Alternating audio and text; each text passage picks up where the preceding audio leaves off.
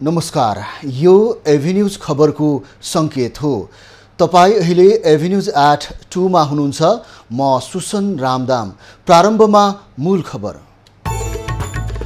जबराको पक्षमा प्रदर्शनको सूचनापछि सर्वोच्चमा सुरक्षा व्यवस्था कडा। निलम्बित प्रधान न्यायाधीशको सुविधा समेत काटियो। राष्ट्रपति भण्डारीले नागरिकता सम्बन्धी विधेयक प्रमाणीकरण गर्ने तत्परता देखाइनन्। 15 दिने समय सीमा सकिन 1 दिन बाँकी। नेपालमा डेंगू संक्रमितको संख्या 17,000 नाग्यो। 21 जनाको मृत्यु। राष्ट्रव्यापी प्रकोप घोषणा गर्न स्वास्थ्य मन्त्रालयलाई पत्रचार। भदौ महिनामा मात्रै 2 अर्ब 42 करोड रुपैयाँको विद्युत भारत निर्यात। 4 महिनामा विद्युत बिक्रीबाट 4 अर्ब 49 करोड भारु नेपाल भित्रियो। अब खबरको सिलसिला प्रारम्भ गरौं सर्वोच्चमा सुरक्षा व्यवस्था कडा सम्बन्धी प्रसङ्गबाट। निलम्बित प्रधान न्यायाधीश चोलेन्द्र शमशेर जबराको पक्षमा प्रदर्शन हुने सूचना पाएपछि सर्वोच्च अदालतमा सुरक्षा व्यवस्था कडा पारिएको छ। सर्वोच्च अदालत सुरक्षा स्रोतका अनुसार वीर गोर्खाली अभियान, नेकपा एमाले निकट अनेरा सोभियो र युवाहरूले प्रदर्शन गर्ने सूचनापछि प्रहरी परिचालन गरिएको हो। गत वर्ष जबरा विरुद्ध नेपाल बारले गरेको प्रदर्शनको विरोधमा युवा समूहले हस्तक्षेप गरेको थियो। निलम्बनकै अवस्थामा सर्वोच्च अदालत आएर कार्यभार सम्हाल्ने जबराले प्रयास गरेका छन्।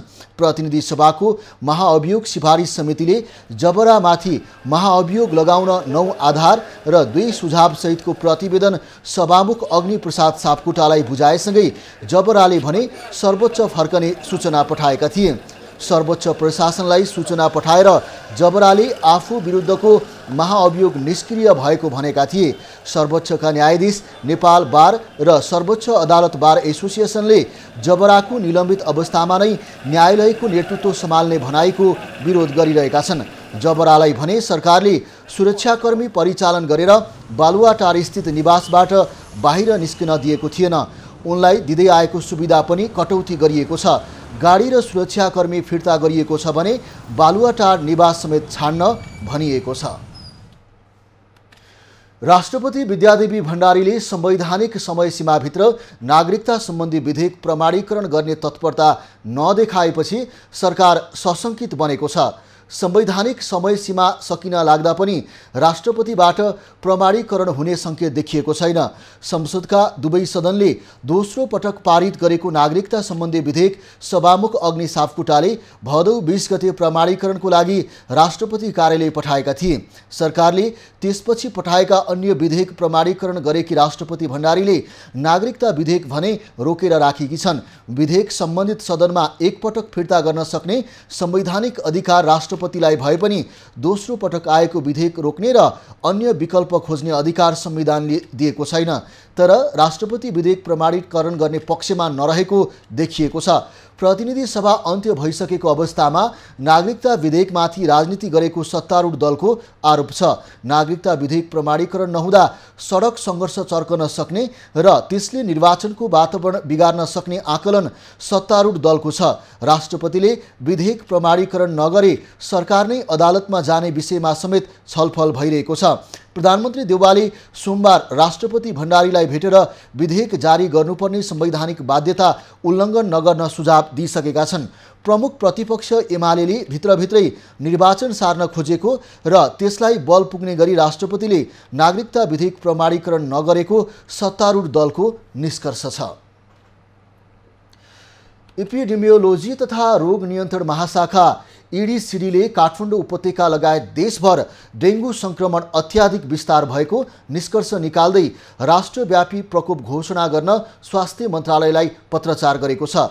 नियन्त्रणको लागि र्यापिड एक्सन प्लान बनाउन पनि EDCDले मन्त्रालयलाई आग्रह गरेको छ। पछिल्ला दिनमा डेङ्गुको सङ्क्रमण देशव्यापी बनेको छ। सोमबारसम्म देशभर 17,494 जनामा डेङ्गु पुष्टि भएको छ। डेङ्गुले यो वर्ष 21 जनाको मृत्यु भइसकेको छ। उपत्यकाका 3 जिल्लामा मात्रै कुल सङ्क्रमणको 58.67% सङ्क्रमित छन्। काठमाडौँमा पछिल्ला 19 दिनमा सबैभन्दा बढी 3,910 जनामा सङ्क्रमण पुष्टि भएको स्वास्थ्य मन्त्रालयले जनाएको छ। ललितपुरमा सेप्टेम्बरको 19 दिनमा 3,220 मा सङ्क्रमण पुष्टि भएको छ। सङ्क्रमण बढेसँगै अस्पतालमा बिरामीको चाप अत्याधिक बढेको छ। काठमाडौँको शुक्रराज ट्रोपिकल तथा सरुवा रोग अस्पतालमा आउने मध्ये 90% डेङ्गुका बिरामी छन्।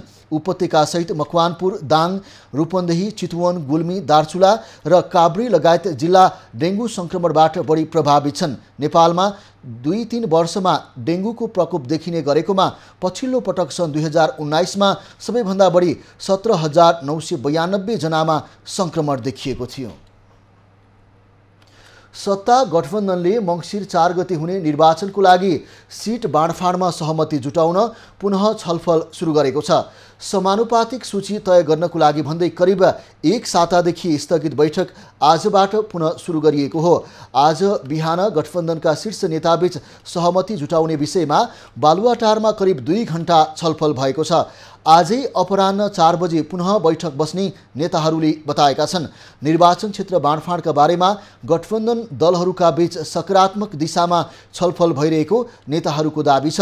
केही नेतालाई समानुपातिकमा व्यवस्थापन गरेकाले अब भागबण्डा मिलाउन सहज हुने अनुमान गरिएको छ। 1 महिनाभन्दा लामो समयदेखि सहमति प्रयासका लागि दलहरूले छलफल गरे पनि भाग मिल्न सकेको छैन। प्रत्यक्षतर्फका करिब 100 सिटमा सहमति जुटे पनि बाँकी करिब 65 सिटमा गठबन्धनमा रहेका प्राय सबै दलको दाबी देखिएको छ।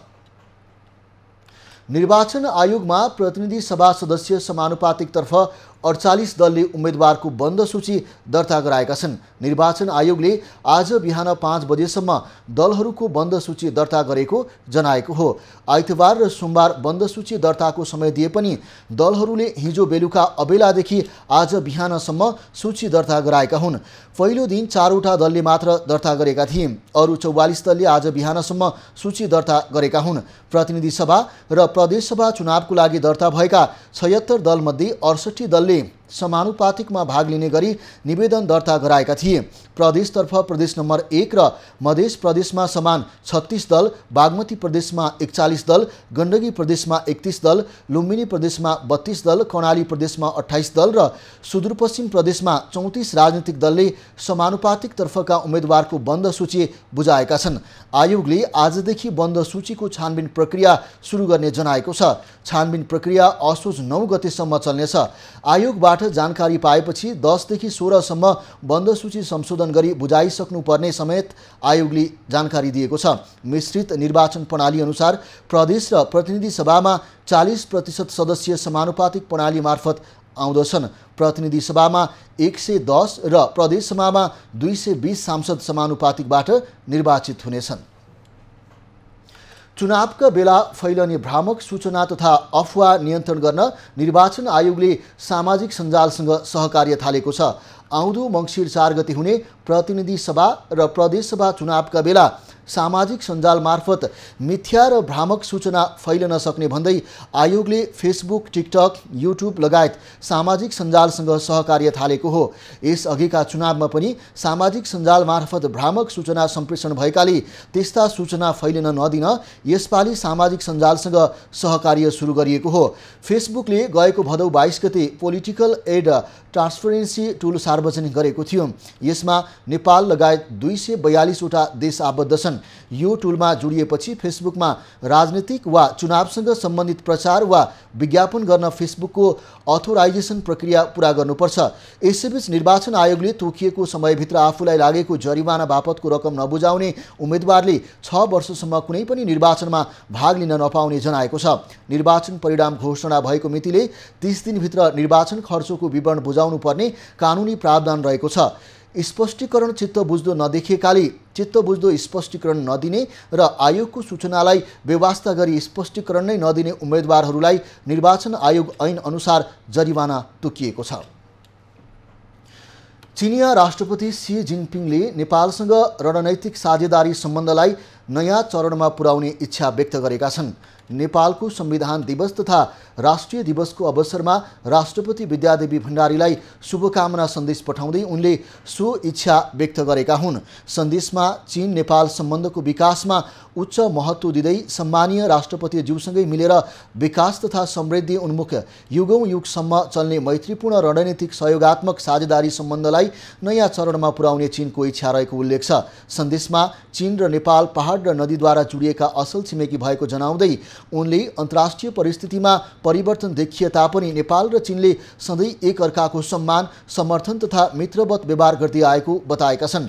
बेल्ट एन्ड रोड अवधारणाको उच्च गुणस्तरीय संयुक्त निर्माण गर्दै हामीले कोभिड महामारीको चुनौतीको संयुक्त सामना गरिरहेको भन्दै राष्ट्रपति सीले आपसी राजनीतिक विश्वास तथा परम्परागत मित्रता दिन प्रतिदिन बढ्दै गइरहेको पनि उल्लेख गरेका छन्। नेपालको राष्ट्रिय दिवसको अवसरमा चिनिया प्रधानमन्त्री ली खछ्याङ र स्टेट काउन्सिलर तथा विदेश मन्त्री वाङ यीले पनि प्रधानमन्त्री शेरबहादुर देउवा र अर्थमन्त्री नारायण खड्कालाई बधाई तथा शुभकामना सन्देश पठाएका छन्। चिनिया प्रधानमन्त्री लीले चीन र नेपाल परम्परागत मित्रवत छिमेकी हुन्।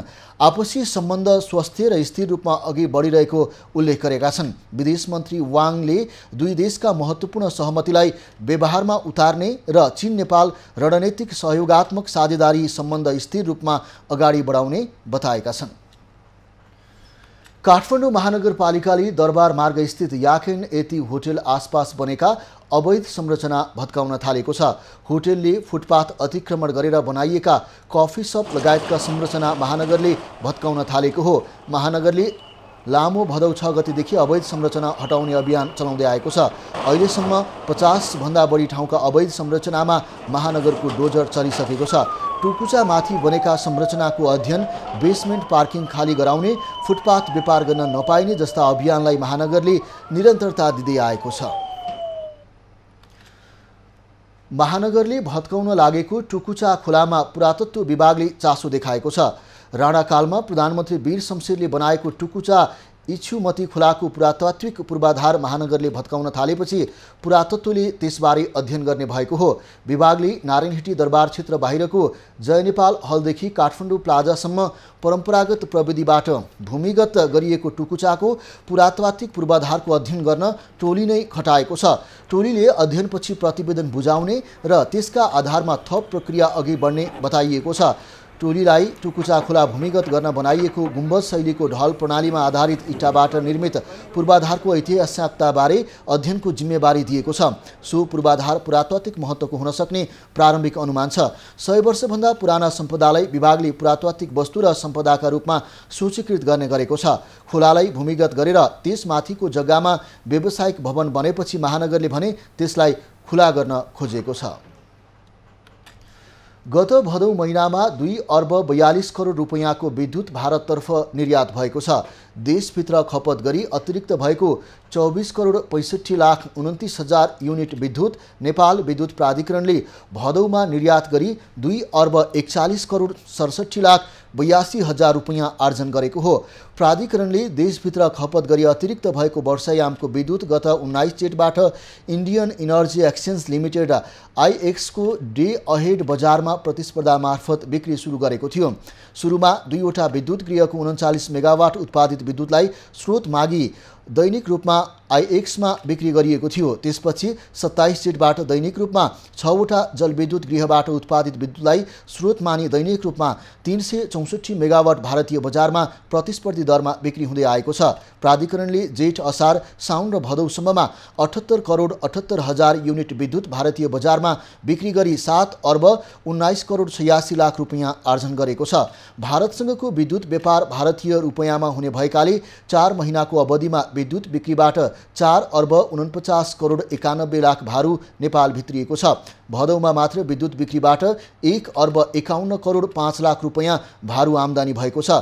नेपाल विद्युत प्राधिकरणले देशभित्र खपत गरी अतिरिक्त भएको वर्षायामको थप 100.9 मेगावाट विद्युत आईएक्सको डे अहेड बजारमा प्रतिस्पर्धा मार्फत बिक्रीको प्रस्ताव गरेको छ।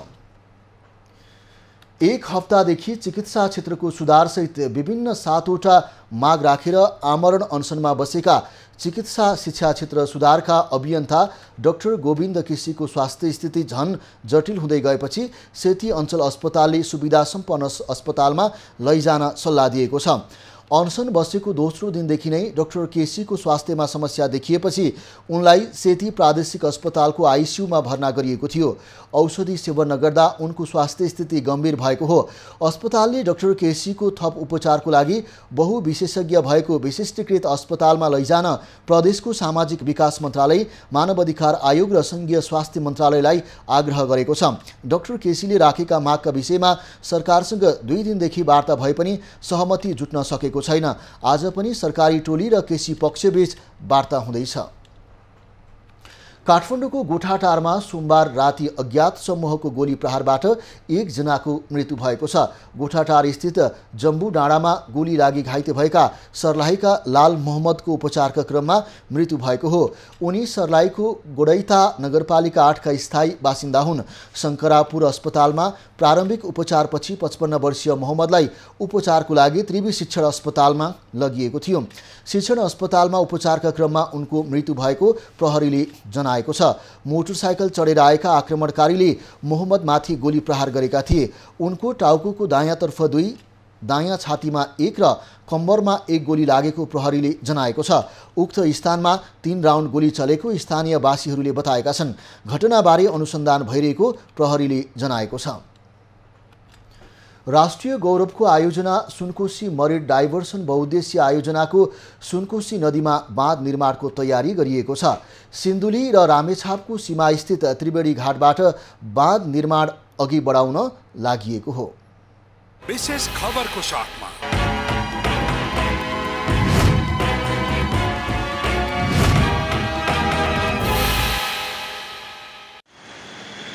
सिन्धुलीको सुनकोशी नदीको 67,000 मिटर प्रति सेकेन्ड पानीलाई उक्त नदीमा बाँध बाँधी 13.3 किलोमिटर लामो सुरुङ मार्फत मरिन नदीको किनारामा पुर्याउन सुरु गरिएको हो। सो कार्यक्रमका लागि सुनकोशी नदीमा 158 मिटर लामो ब्यारेज र 150 मिटर लामो descending basin, tunnel entry portal, 5.5 metre व्यास भएको सुरुङ निर्माणको तयारी गरिएको छ। आयोजनाले रोजगारी र पर्यटन प्रवर्धन हुने स्थानीयको विश्वास छ। सुनकोशी गाउँपालिकाका बासिन्दाहरूले चाहिँ रोजगारी पाउँछन् र यो रोजगारी सँगसँगै यहाँ चाहिँ एउटा यस्तो पर्यटनको केन्द्रबिन्दु बन्छ कि जसले गर्दाखेरि देश विदेशका पर्यटकहरूले पनि यस सुनकोशी नदीमा चाहिँ आफ्नो मनोरञ्जन लिन सक्नेछन्। सुनकोशी नदीमा 64 मिटर हेडको सदुपयोग गर्दै विद्युत उत्पादन गरी निस्किएको पानी मरिन खोलामा खसाली बागमती नदी हुँदै बागमती सिँचाइ आयोजनाको पूर्वी तथा पश्चिम नहरबाट क्रमशः 76,600 हेक्टर र 45,400 हेक्टर गरी जम्मा 1,22,000 हेक्टर जमिनमा वर्षैभरि सिँचाइ सुविधा पुर्याउने लक्ष्य आयोजनाको छ।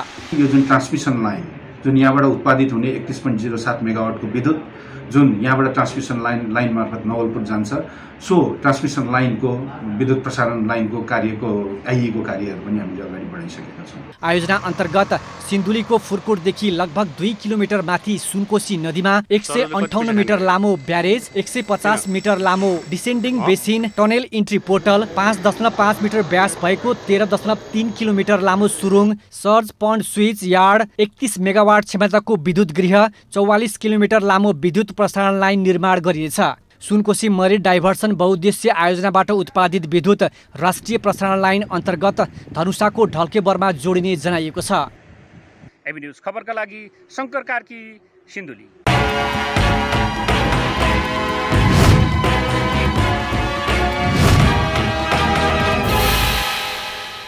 झापाको बिर्तामोडमा रहेको एक शैक्षिक संस्थाले प्राविधिक शिक्षा दिनको लागि 12 वर्षपछि सम्बन्धन पाएको छ।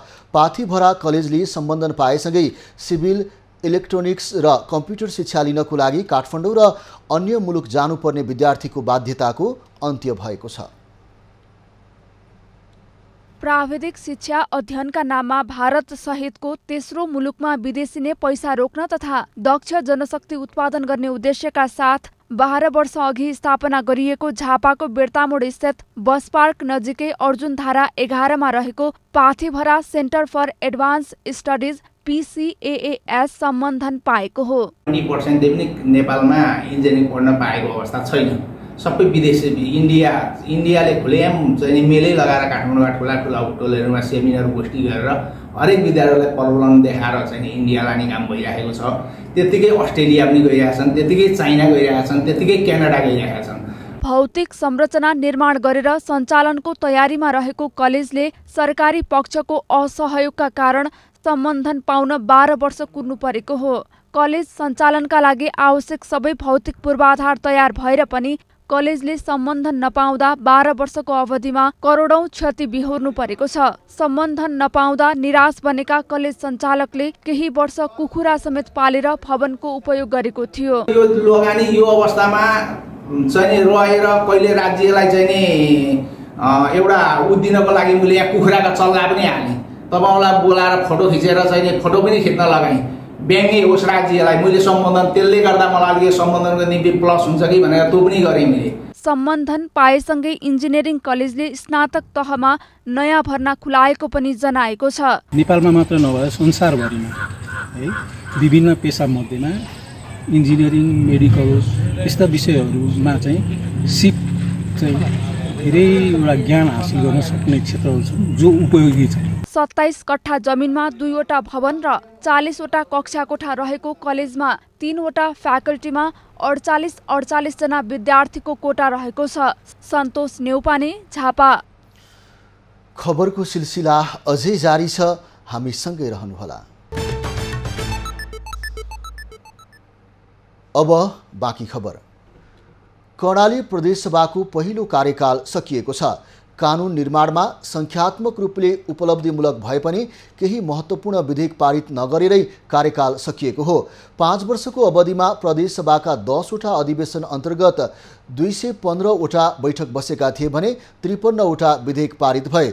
तर सभाबाट पास हुनुपर्ने 1 दर्जन जति महत्त्वपूर्ण विधेयकहरू अलपत्र परेका छन्। अब नयाँ आउने जनप्रतिनिधिले सुरुबाट काम गर्नुपर्ने प्रदेशसभा सचिवालयले जनाएको छ।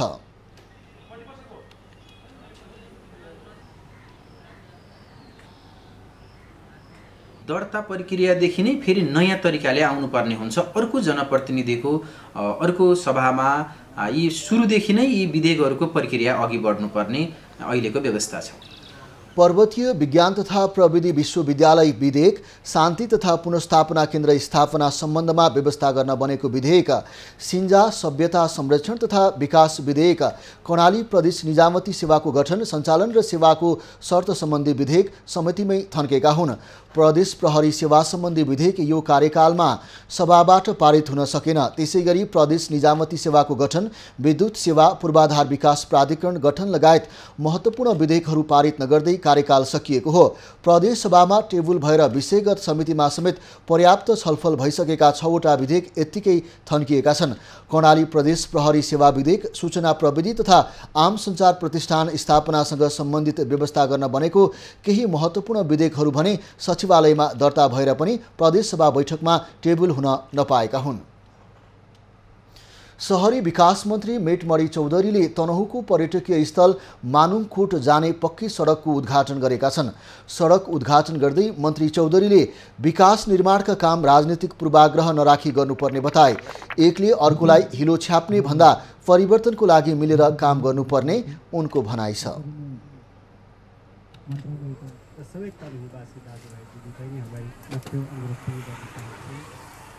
पाँच जने गठबन्धन गर्ने कुरा केवल एउटा राजनीतिक दललाई चुनाव हराउने मात्रै होइन अथवा अर्को दललाई चुनाव जिताउने कुरा मात्रै होइन। 5 दलीय गठबन्धन जुन हाम्रो पोलिटिकल कल्चर जुन तरिकाले जुन वेबाट डेभलप भइरहेको छ, विकास भइरहेको छ, त्यसलाई क्याचअप गर्नको लागि हामी यो ठाउँमा आइपुगेका छौँ। भोट हाल्दै हुन्छ। ब्यास नगरपालिका 5 मा रहेको मानुङकोटसम्म 8 किलोमिटर पक्की सडक निर्माण भएको हो। कार्यक्रममा ब्यास नगर प्रमुख वैकुण्ठ नेउपाने, प्रमुख जिल्ला अधिकारी विश्व प्रकाश अर्याल, मानुङ क्षेत्र विकास समितिका अध्यक्ष वीरबहादुर थापाले पर्यटन तथा कृषि व्यवसायलाई सडकले थप टेवा पुर्याउने बताए। पर्वतको कुस्मा नगरपालिकामा सार्वजनिक जग्गा व्यक्तिले भाडामा लगाउँदा पनि सरकारवालाले नियन्त्रणको प्रयास गरेका छैनन्। कुस्माका विभिन्न स्थानमा सार्वजनिक जग्गा हडपेर निर्माण गरिएको घर टहराबाट क्लब र खेलकुद विकास समितिले मासिक भाडा उठाइरहेका हुन्।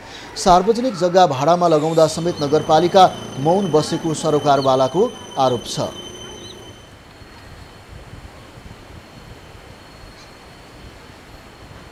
पाँच वर्षको कति 50 कति भाडा वर्षको 12,000 हुने वर्षको 12,000 माटाको छाप्रा आफ्नै कसलाई तिर्नुहुन्छ? अफिसलाई खेलकुद हजुर खेलकुद अफिस माथि जाने केटा कुस्मा नगरपालिकाले भने कुनै पनि व्यक्ति संस्था र क्लबहरूलाई सार्वजनिक जमिन हडपेर भाडा उठाउने अधिकार नभएको भन्दै कारबाहीको चेतावनी दिएको छ।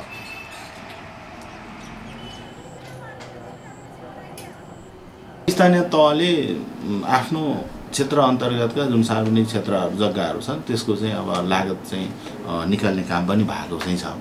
यहाँले उठाउनु भएको छ। अब अरू चाहिँले पनि प्रयोग गरेको भन्ने चाहिँ छ। उहाँहरूले त्यो प्रयोग गरेर पाउनु हुँदैन।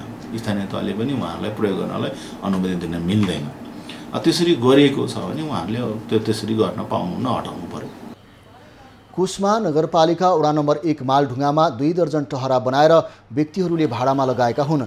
कुस्मा ग्यादी झलुङ्गे पुल र कुस्मा कैया झलुङ्गे पुल आसपासमा पनि दर्जनौं टहरा बनाएर भाडामा लगाइएको छ। बडागाउँ अस्पताल चोक तथा पुल क्षेत्रमा पनि त्यस्तै अवस्था रहेको छ। सुदूरपश्चिम प्रदेश सरकारले विपदबाट हुने जनधनको क्षतिमा कमी ल्याउन हवाई उपकरण ड्रोनलाई प्रयोगमा ल्याउने भएको छ। विपद प्रतिकार्य तथा पूर्व तयारीका लागि विपदमा प्रविधिको प्रयोगमा जोड दिँदै हवाई उपकरण प्रयोगमा ल्याउन लागिएको हो। सुदूरपश्चिम प्रदेश सरकारको आन्तरिक मामिला तथा कानुन मन्त्रालयले विपद न्यूनीकरणको लागि प्रविधिको प्रयोग गर्ने भएको हो। विपद प्रतिकार्य तथा पूर्व तयारीको कामहरूमा प्रभावकारिता ल्याउन ड्रोन प्रयोगमा ल्याइने भएको हो। विपद प्रभावित क्षेत्रको आन्तरिक मामिला तथा कानुन मन्त्रालयले Nepal red cross society, UNDP, UNFPA लगायतको दात्री निकाय र संस्थाको साझेदारीमा प्रविधिको प्रयोग गर्न थालिएको हो। यसका लागि आवश्यक जनशक्ति तथा उपकरणहरूको प्रयोगका लागि क्षमता अभिवृद्धिका विभिन्न कामहरू पनि भइरहेका छन्। प्रदेश सरकारले मानव रहित हवाई उपकरणको प्रयोग सम्बन्धमा तालिम समेत सञ्चालन गरेको छ। दशैंको पूर्व सन्ध्यामा काभ्रेको व्यापारिक सहर बनेपा काभ्रे महोत्सव सुरु भएको छ। काभ्रे उद्योग वाणिज्य सङ्घले आयोजना गरेको महोत्सवमा दैनिक उपभोग्य सामग्री, कृषि, घरेलु उद्योग, लत्ता कपडाहरू, खाद्यान्न, अटोमोबाइल लगायतका सामग्री प्रदर्शनमा रहेका छन्। परम्परागत कला संस्कृति, औद्योगिक व्यापार, घरेलु कृषि, पर्यटन प्रवर्धनको निमित्त मेला आयोजना गरिएको काभ्रे उद्योग वाणिज्य सङ्घले जनाएको छ। इन्द्रलक्ष्मी श्रेष्ठ, श्रीकृष्ण थापा, विकास कुमार श्रेष्ठज्यूलाई पनि आशीर्वादको लागि म हार्दिक अनुरोध गर्न चाहन्छु। मेलाको एक कार्यक्रमका बीच बागमती प्रदेश सरकारका उद्योग वाणिज्य तथा आपूर्ति मन्त्री मिलन बाबु श्रेष्ठले उद्घाटन गरे। मेलामा 100 भन्दा धेरै स्टल छन्। मनोरञ्जनको लागि महोत्सवमा बाल उद्यान, रोटेपिङका साथै स्थानीय कलाकारहरूको हास्य, व्यङ्ग्य तथा गीत गायनको प्रस्तुति प्रत्येक दिन रहने आयोजकको भनाइ छ। महोत्सव असोज 15 गते चल्नेछ। सुनसरीको इटहरीमा 3 वर्षपछि दशैंको अवसरमा रमाइलो मेला सञ्चालन हुने भएको छ। इटहरी 9 मा रहेको जनता माविमा हरेक वर्ष बनाइने दुर्गा पूजा स्थल नजिकै रमाइलो मेला सञ्चालन गर्न लागिएको हो। दुर्गा पूजा स्थलमा आउनेहरूलाई लक्षित गरी मेला आयोजना गर्न लागिएको आयोजकले जानकारी दिएका छन्।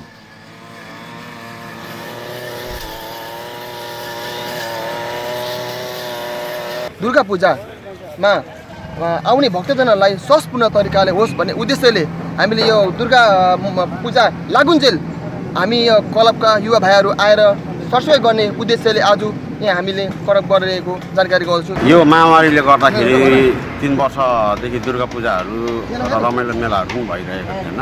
त्यसैले अहिले अब हामीले समय सामान्य भएको कारणले गर्दाखेरि दुर्गा पूजा लगायत मेलाहरू, रमाइलो मेलाहरू, महोत्सवहरू गर्न गइरहेछौँ। मेला आगामी 10 गतेदेखि 15 गतेसम्म चल्नेछ। इटहरीमा विगत 1 दशक अघिदेखि सामूहिक दुर्गा पूजा स्थल बनाएर पूजा गर्ने गरिँदै आएको छ। दशैंमा दुर्गा पूजा स्थलमा पूजा गर्न इटहरी तथा आसपासका क्षेत्रका मानिसहरू समेत जाने गर्दछन्।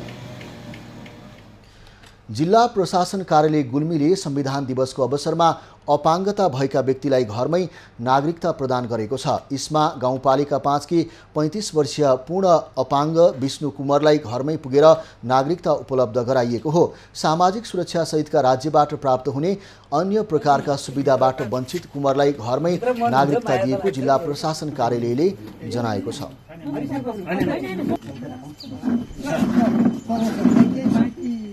सबै नागरिकहरू आफ्नो प्रमाणपत्रबाट आफ्नो पहिचानबाट वञ्चित नहुन्, त्यो नागरिकको हैसियतले पाउने सुविधा पाउन् भन्ने हामी चाहन्छौँ। तर अब हाम्रो समाजमा के छ भनेदेखि यो प्रक्रियालाई सम्मान गर्ने कुरा नभएको हुनाले कहिलेकाहीँ के हुन्छ भने साँच्चै लाभग्राहीले लाभ पाउनलाई सेवा पाउनलाई ढिला हुने गरिहाल्छ।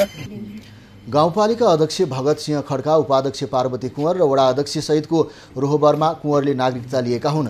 गत 8 वर्ष अघि घर पोत्ने क्रममा अकस्मात लडेर मेरुदण्ड भाँचिएपछि कुँवर हिँडुल गर्न नसक्ने अवस्थामा छिन्। नागरिकता पाएपछि कुँवरले परिवारले फर्किएर नहेरे पनि राज्यले ढिलै भए पनि सम्झिँदा खुसी लागेको बताए। पर्यटकको लागि राम्रो सम्भावना बोकेको गुल्मीको धुर्कोट 5 वस्तुमा रहेको विचित्रको गुफा ओझेलमा परेको छ। करिब 185 मिटर लम्बाइ ओगटेको यो गुफाभित्र भगवानका विभिन्न आकृति, स्वर्ग जाने बाटो, शिवलिङ्ग रहेका छन्।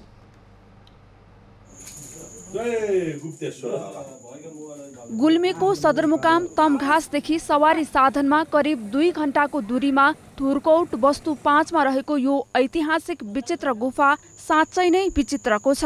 जंगलको बीचमा रहेको यो गुफा बाँदर धपाउने क्रममा 2045 सालमा भेटिए पनि यो गुफा निकै पुरानो रहेको स्थानीयको भनाइ छ। गुफाभित्र सभा गर्न मिल्ने ठाउँ समेत रहेको छ। यहाँ तपाईँको यो गुफा भेटिएको 2045 सालमा। सुरुमा तपाईँको राकाहरू पेटमेसहरू बालेर हेर्ने गरिन्थ्यो। पछि दण्डकाल सुरु भएपछि मान्छेहरू आफै हेर्दाखेरि अलिकति भित्र तोडफोड भइसक्यो।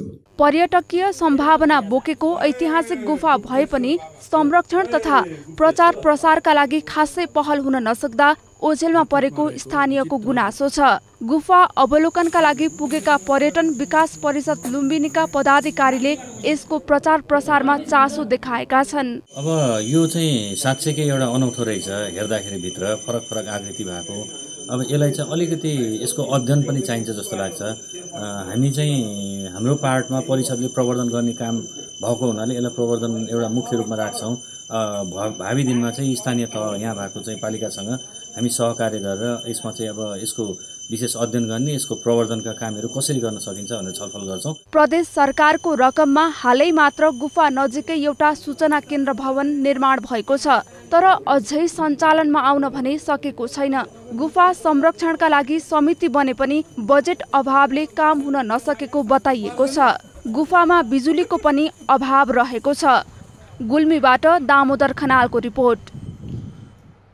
सेवा नै ठुलो धर्म हो, अझ मानवताको सेवा गर्नु त महान कार्य हो भन्ने उदाहरणलाई चरितार्थ गर्दै नेपालगञ्जमा मानव सेवा आश्रमले सहयोगापेक्षी मानवको सेवा गरिरहेको छ।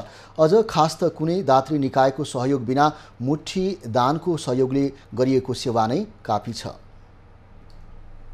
गत वैशाख महिनामा मानवताको सेवा गर्ने उद्देश्यले नेपालगञ्जको आदर्श नगरमा स्थापना गरिएको मानव सेवा आश्रमले बेसहारा र मानसिक सन्तुलन गुमाएका मानिसको उद्धार गरी सेवा गर्दै आएको छ। हालसम्म 35 जनाको उद्धारपछि सेवा दिएकोमा केही घर फर्किएको र 25 जना अहिले पनि आश्रममै आश्रय लिइरहेका छन्। सहयोगको अपेक्षा सहित सडकमा विभिन्न अवस्थामा भेटिएका उनीहरूको उद्धारपछि उपचार, खाना, नाना र बासको प्रबन्ध मात्र गरिएको छैन, आफ्नै घरको वातावरण दिने कोसिस पनि गरिएको छ। 35 जनालाई हामीले सेवा दिइसकेका छौँ भनेदेखि 10 जनालाई चाहिँ हामीले परिवारकोमा कसैलाई पठायौँ, कोही आश्रममै डेथ भयो उहाँहरूको। यसरी चाहिँ हामीले सेवा अगाडि बढाइरहेका छौँ। आफू नजन्मिँदै पहिरोले घर बगाएर घरबार विहीन र आफन्त विहीन बनेका दैलेखका रामबहादुर थापा पनि आश्रमकै संरक्षणमा बस्दै आएका छन्। म सानै थिएँ, बुवा बित्दै जानुभयो, जग्गा परेर लग्यो, जग्गा जमिन। एउटा घर सञ्चालन गर्न निकै कठिन छ। आश्रममा विभिन्न किसिमका मानिसहरूलाई एकै ठाउँमा राखेर सेवा गर्नु कम्ती चुनौती छैन, तर आश्रमले उनीहरूलाई पारिवारिक वातावरण दिन हर कोसिस गरेको छ। मानवीय सेवा अगाडि बढाउने क्रममा सबैलाई सेवामा सहयोगी हात बढाउन अपेक्षा गर्दै नेपाललाई सडक मानव मुक्त बनाउने अभियानमा साथ दिन आश्रमले आह्वान गर्दै आएको छ। मानवीय सेवालाई अगाडि बढाउने क्रममा एक हिसाबले हामी यहाँ नयाँ पनि छौँ र यो नयाँ ठाउँ भएकोले गर्दा हामीलाई थोरै च्यालेन्ज पनि भइरहेको छ, किनकि धेरै व्यक्तिहरूलाई थाहा पनि छैन मानव सेवा आश्रमले के गरिरहेको छ भन्ने विषयमा, र हामी सकेसम्म सबै ठाउँमा पुग्ने प्रयास गरिरहेको छौँ। आश्रममा नेपालका साथै भारतीय नागरिकलाई पनि उद्धार गरेर सेवा दिएको छ। साना 2.5 वर्षका बच्चादेखि 70-80 वर्षसम्मका वृद्धको पनि सेवा गरिएको छ। पछिल्लो समय नेपालमा घरेलु हिंसाका घटना बढ्दो क्रममा देखिएको छ। गत 1 वर्षमा राष्ट्रिय महिला आयोगमा आएका उजुरी मध्ये सबैभन्दा बढी उजुरी घरेलु हिंसासँग सम्बन्धित रहेको देखिएको हो। राष्ट्रिय महिला आयोगमा 1 वर्षको बीचमा सबैभन्दा बढी घरेलु हिंसाका उजुरी दर्ता भएका छन्। 2078 साउनदेखि 2079 असार महिनासम्म आयोगमा 1464 उजुरी दर्ता भएका थिए। तीमध्ये 1318 घरेलु हिंसाका छन्। बाँकी 146 महिला हिंसासँग सम्बन्धित छन्। विशेषतः आर्थिक कारण घरेलु हिंसा बढिरहेको महिला आयोगको भनाइ छ। घरेलु हिंसामा चाहिँ तपाईको त्यस्तै क्या दाइजो नल्याएको, अनि त्यसपछि गएर अब घरबाट चाहिँ अब खाना लाउन नदिने, विशेष गरी चाहिँ तराई क्षेत्रमा चाहिँ दाइजो नल्याएको भन्ने, अनि त्यसपछि अब आर्थिकमा जोडिने धेरै कुरा। गत असार महिनामा मात्रै आयोगमा महिला हिंसासँग सम्बन्धित 130 वटा उजुरी दर्ता भएका छन्। तीमध्ये 121 घरेलु हिंसाका छन्। आयोगले पीडितबाट मानसिक, आर्थिक, शारीरिक र यौनजन्य हिंसाका आधारमा उजुरी लिने गरेको छ। उजुरीका आधारमा 42% महिला मानसिक हिंसा भोगिरहेको देखिएको छ। त्यस्तै 31%ले आर्थिक, 24%ले शारीरिक र 3%ले यौनजन्य हिंसा बेहोरेको देखिएको छ। उजुरीकै आधारमा मानसिक हिंसा बेहोर्नेहरूको संख्या अत्याधिक रहेको छ। घरेलु हिंसा बढेसँगै पीडितलाई कानुनी परामर्श तथा विभिन्न आश्रय स्थलमा पठाउने लगायतका काम आयोगले गरिरहेको छ। साइको सोसियल काउन्सिलिङ गर्छौँ, साइको सोसियल काउन्सिलिङ पछि लिगल काउन्सिलिङ गर्छौँ, लिगल एडको लागि पठाउँछौँ। पीडितहरूलाई महिला आयोगले मनोसामाजिक परामर्श, कानुनी परामर्श, मेलमिलाप र अदालतमा प्रतिनिधित्व लगायतका सेवा दिँदै आएको छ। गत 1 वर्षमा आयोगले 46लाई आश्रय स्थल, 207 जनालाई कानुनी सहायता, 125 जनालाई मनोसामाजिक परामर्श र 96 जनालाई कानुनी सेवा प्रदान गरेको छ। बागमती धाप परियोजनाको 98% काम सकिएसँगै आगामी कार्तिकबाट बागमती नदीमा सफा पानी बग्ने भएको छ। काठमाडौँ उपत्यकाकै काठमाडौँ, ललितपुर र भक्तपुर आकर्षक बागमती धाप परियोजनाको 98% काम सकिएको हो। गोकर्णेश्वर 1 मा पर्ने बागमती धाप परियोजनामा जम्मा गरिएको पानी आगामी असोज 29 गतेपछि बागमती नदीमा पठाउने तयारी भइरहेको छ। समुद्री सतहबाट 2080 देखि 90 मिटरको उचाइमा मानव निर्मित यति ठूलो पोखरी नेपालमै पहिलो भएकाले पनि यसलाई आकर्षक मान्ने गरिएको छ। साथै यो धाप नेपालमै पहिलो CFRD ड्याम पनि हो। काठमाडौँ उपत्यकामा पानीको उपलब्धता र पानीको गुणस्तरता दिनानुदिन घट्दै गइरहेको अवस्थालाई मध्यनजर गरेर धाप निर्माण गरिएको हो। यो आयोजना सुरु गर्नुको मुख्य उद्देश्य चाहिँ हाम्रो काठमाडौँ उपत्यकामा पानीको उपलब्धता र पानीको गुणस्तर चाहिँ दिनानुदिन घट्दै गइरहेको हामी सबैलाई थाहा छ। बागमतीमा पानीको बहाव र पानीको गुणस्तर बढाउनका लागि विभिन्न स्थानमा धापहरूको निर्माण गरी स्नान योग्य बनाउने उद्देश्यले धाप निर्माण गरिएको हो। धापबाट बागमतीमा पानी पठाइसकेपछि पनि नुहाउन योग्य बनाउनका लागि 450 लिटर जति सफा पानी मिसाउनु पर्ने अध्ययनले देखाएको छ। सुरुमा 8,50,000 घनमिटर जति पानी जम्मा गर्न सकिन्छ भने पनि अहिले त्यो भन्दा धेरै मात्रामा जम्मा गर्न सकिने अध्ययनले देखाएको छ। बागमती नदीमा चाहिँ पानीको गुणस्तर र पानीको मात्रा बढाउनको लागि चाहिँ यसले आफ्नो प्रमुख उद्देश्यको रूपमा चाहिँ बागमती कार्ययोजनाले लिएको छ र सोही अनुरूप चाहिँ एसियाली विकास ब्याङ्कको आर्थिक सहयोगमा Bagmati river basin improvement project भनेर चाहिँ सुरु भयो। धाप ड्याम नजिकै शिवपुरी निकुञ्ज क्षेत्रमा अर्को बाँधको अध्ययन र विस्तृत डिजाइन वातावरणीय अध्ययन भइरहेको छ। धाप ड्याममा जम्मा भएको पानी नागमतीको ड्याममा जम्मा भएपछि क्रमश पानी छोड्दै जाँदा बागमतीमा मिसिन्छ। यो पानीबाट विद्युत निकाल्ने उद्देश्य रहेको छ। आयोजनाले अक्टोबर 15 पछि बागमतीमा धापको पानी प्रवाह गर्ने योजना बनाएको छ। पशुपति क्षेत्र विकास कोषसँग पनि समन्वय गरेर पशुपतिनाथ मन्दिर परिसरमा पानी पठाउने तयारी गरिएको छ। खबरको सिलसिला अझै जारी छ, हामीसँगै रहनुहोला। अब पालो एभिन्यूज एट स्पोर्ट्सको।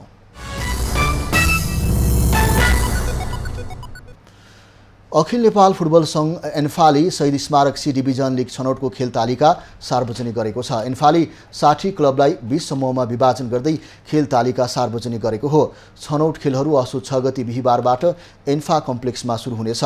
छनौट कार्तिक 24 गतेसम्म चल्नेछ। एन्फाले सहभागी 60 क्लबलाई प्रत्येक समूहमा 3 क्लब राखेर 20 समूहमा विभाजित गरेको छ।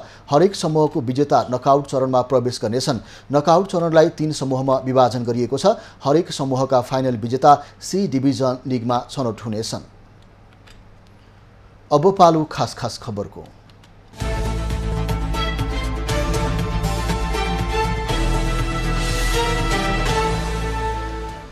राष्ट्रपति विद्यादेवी भण्डारीले संविधानको निर्माण र विकासको लागि राजनीतिक दलले खेलेको नेतृत्वदायी भूमिकाको सराहना गर्दै यसको रक्षा र पालनाको लागि समेत दलकै इमान्दार प्रयासको आवश्यकता उल्लाएकी छन्। गैराती शीतल निवासमा आयोजित कार्यक्रममा उनले संविधानले सुनिश्चित गरेको संघीय लोकतान्त्रिक गणतन्त्रलाई संस्थागत गर्न हाम्रा प्रयास निरन्तर जारी रहेको बताएकी हुन्। निर्वाचन आयोगले मङ्सिर 4 मा हुने प्रतिनिधि सभा र प्रदेश सभा निर्वाचनमा पर्यवेक्षण गर्न 36 वटा संस्थालाई अनुमति दिएको छ। आयोगका अनुसार 2 वटा अन्तर्राष्ट्रिय संस्थाले अनुमति पाएका छन्। सार्क मानवाधिकार फाउन्डेसन र एसियन नेटवर्क फर फ्री इलेक्सनलाई निर्वाचन पर्यवेक्षण गर्न अनुमति दिएको छ।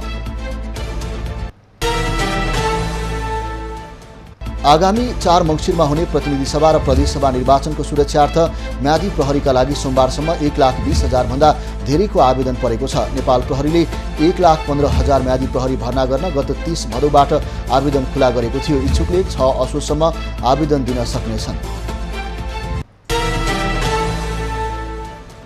औषधि व्यवस्था विभागले करार सेवामा कर्मचारी भर्ना गर्ने भएको छ। विभागले 5 फार्मेसी अधिकृत र 10 फार्मेसी सुपरभाइजर मागेको हो। इच्छुकले असोज 24 गतेभित्र दरखास्त दिन सक्नेछन्।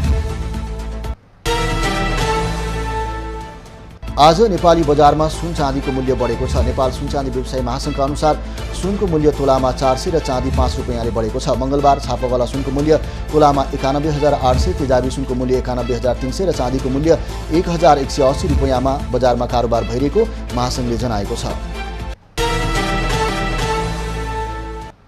अब पालो एभिन्यूज एट मौसमको।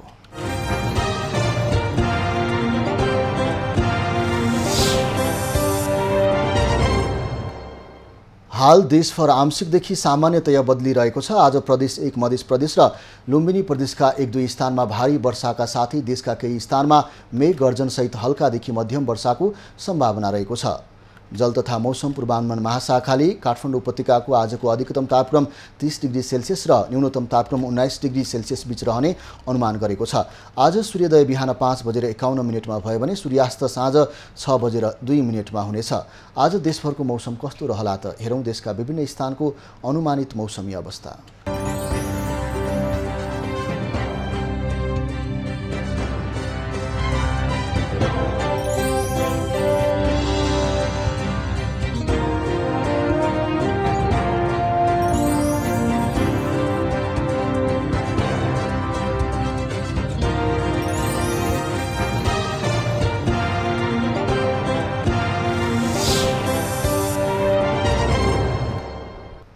अहिलेलाई खबरको क्रम यति नै। एभिन्यूज खबरका यी सहित अन्य विस्तृत खबरको लागि www.avenews.tv लगइन गर्न सक्नुहुनेछ। युट्युब, फेसबुक र ट्विटरमा पनि हामीलाई फलो गर्न सकिनेछ। खबरभित्रको खबरका लागि हेर्दै रहनुहोला एभिन्यूज खबर। नमस्कार।